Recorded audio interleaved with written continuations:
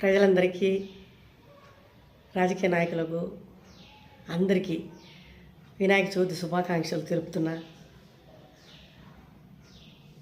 ఆశీర్వదించండి. అందరూ బాగుండాలి, అందరిలో మనం ఉండాలి అని చెప్పని అనుకోవాలండి. వినాయక చవితి భగవంతుడు అందరికీ అన్ని వేళలా ఆశీర్వాదం ఇచ్చి అందరినీ చల్లగా చూడాలని చెప్పని కోరుకుందాము. ధన్యవాదాలు తెలుపుకుంటున్నాను సార్ మా అందరికీ. నేను చెప్పబోయే విషయం ఏంటంటే, ఈటీవీ మనకు వచ్చి కనీసం ఒక 30 సంవత్సరాలు అయిందండి. 30 సంవత్సరాలు ఎలా గడిచిపోయింది అనేది కూడా తెలియట్లేదు. కానీ ఒకటి మాత్రం నాకు బాగా గుర్తుంది. నేను ఈటీవీలో నరసరాజు గారు ఒక సీరియల్ తీశారండి. నరసరాజు ఏమని చెప్పని ఒక సీరియల్ తీశారు. ఆ సీరియల్లో 2 ఎపిసోడ్లు చేశాను నేను. ఒకటేమో వల్లభ నరసింహారావు మిస్సెస్ క్యారెక్టర్, ఒకటి సాక్షి రంగారావు మిస్సెస్ క్యారెక్టర్. వాళ్ళిద్దరూ సినిమా యాక్టర్లే, పాత ఆర్టిస్టులు. అక్కడికి వెళ్ళిన తర్వాత నాకు అనిపించింది, ఎంత అదృష్టవంతురాలని నేను అని అనిపించింది. కానీ ఇప్పటికీ కూడా చాలాసార్లు నేను వింటూనే ఉన్నాను. ఒక్కసారి కూడా నరసరాజు సీరియల్ గురించి కానీ ఆ ఎపిసోడ్ గురించి కానీ ఒక్కరు కూడా చెప్పరండి. 14 ఎపిసోడ్లు తీశారు. ఆ 14 ఎపిసోడ్లలో నేను ఒక 2 ఎపిసోడ్లు చేశాను. ఈటీవీ 1995లో ఛానల్ ఓపెనింగ్కి నరసరాజీయన్ సీరియలే ఫస్ట్ స్టార్టింగ్ ఓపెనింగ్.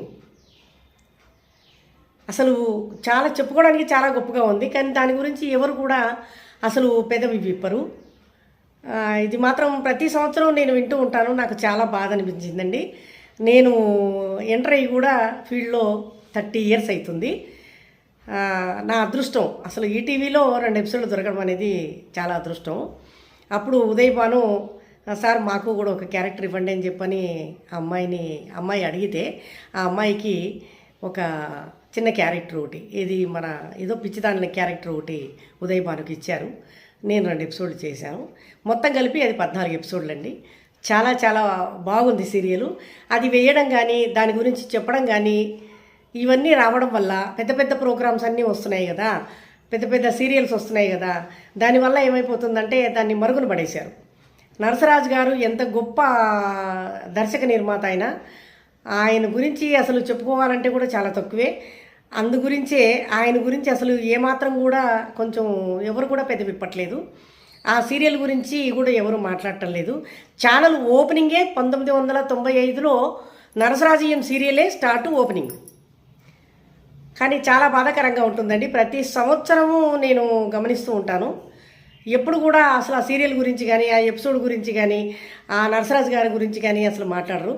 దయచేసి ఇక మీదట ఎప్పుడైనా మీరు, అంటే నా కోసం కాదు, ఆయన్ని గుర్తుపెట్టుకోవడానికి కోసం మీరు ప్రతి సంవత్సరం కూడా ఆ ఒక్క మాట ఆయన గురించి మాట్లాడితే చాలా బాగుంటుందని చెప్పని ఈటీవీ వాళ్ళకి ధన్యవాదాలు తెలుపుకుంటూ నేను ఈ విషయాన్ని విన్నవించుకుంటున్నాను సార్. దయచేసి నాకు తప్పైతే క్షమించండి.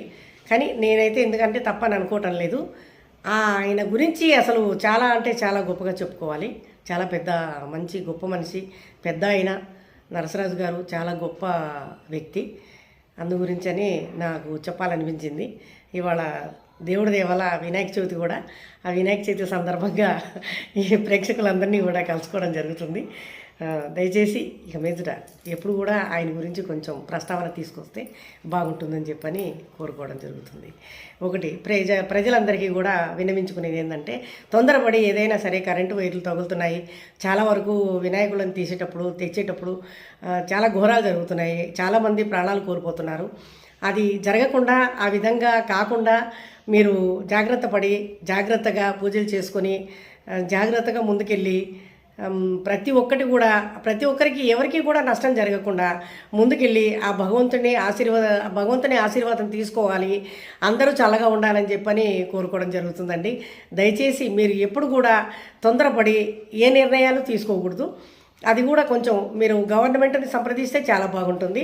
ఎందుకంటే మనకి ట్రాఫిక్ పోలీసులు ఉన్నారు, మామూలుగా పోలీసులు ఉన్నారు, రాజకీయ నాయకులు ఉన్నారు, వీళ్ళందరూ కూడా ఉన్నారు. కాబట్టి మన పోయిన ప్రాణం మనకి తిరిగి రాదు. కావున ఇలాంటివన్నీ జరగకుండా, అనర్థాలు జరగకుండా మీరు జాగ్రత్త పడతారని చెప్పని ప్రేక్షకులందరినీ కూడా పేరు పేరున మొత్తం టోటల్గా ప్రపంచానికే నేను విన్నవించుకుంటున్నాను. మెయిన్ ఇంపార్టెంట్ ముఖ్యమైనది ఏంటంటే మన ఇండియాలో చాలా గొప్పగా వినాయక చవితి జరుపుకుంటారు. మన భారతదేశం అనేది ఒక సాంప్రదాయమైన దేశం కాబట్టి ప్రతి ఒక్కళ్ళు కూడా వినాయకుడిని తలుచుకోకుండా ఉండరు. ఎందుకంటే ఆయన పూజ ప్రతి ఒక్కరికి కూడా ఫస్ట్ ఆయన పూజ చేసిన తర్వాతే ఏ కార్యక్రమమైనా చేస్తాం. కాబట్టి ఇది గుర్తుపెట్టుకొని ప్రేక్షకులందరూ కూడా చాలా మంచిగా ఉండాలని చెప్పని కోరుకుంటూ ధన్యవాదాలు తెలుపుకుంటున్నాం. సెలవు తీసుకుంటున్నా. జై హింద్.